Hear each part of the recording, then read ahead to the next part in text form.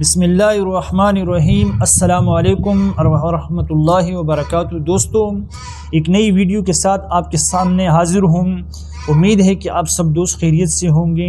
آج میں ایک سمپل سا آسان سا نسخہ آپ کی خدمت میں پیش کرنے جا رہا ہوں۔ آج کا جو ہمارا نسخہ ہے وہ بالکل آسان ہے۔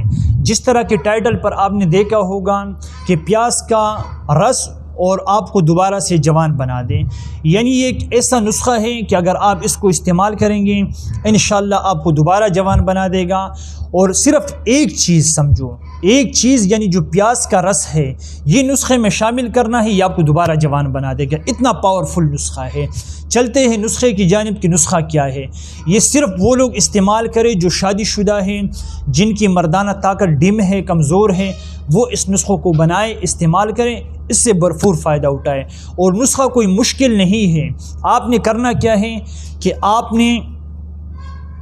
نے یعنی 20 گرام یا 2 تولہ، آپ نے 20 گرام یا 24 گرام جو بھی ہو، آپ نے 2 تولہ پیاز کا رس نکالنا ہے، سمجھے کہ 2 چمچ، اور 2 ہی چمچ آپ نے شہد خالص، پیور 1 نمبر کا خالص آپ کے پاس ہونا چاہیے ہے۔ شہد خالص اور پیاز کا رس 2 چمچ آپ نے لینا ہے۔ اس کو آپ مکس کریں اور کلونجی کا پاؤڈر بنا کر کے وہ آدھا چمچ آپ نے اس میں ڈالنا ہے۔ آدھا چمچ اس میں چائے والا ڈالیں اور اس کو آپ معجون بنائیں۔ آپ اس کو صبح شام استعمال کریں اور اس کو تازہ بنانا پڑے گا۔ یہ نہیں چلے گا کہ آپ اس کو یکا بنا دیں، سارا ایک ساتھ بنا کر کے رکھ دیں، ایسا نہیں ہوگا۔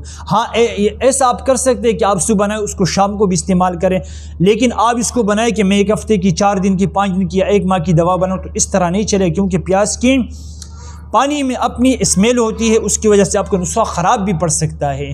تو یہ 3 چیزیں ہیں: پیاز کا رس 2 چمچ، شہد خالص 2 چمچ، اور اس میں 1 چمچ چائے والا وہ کلونجی کا پاؤڈر ملائیں۔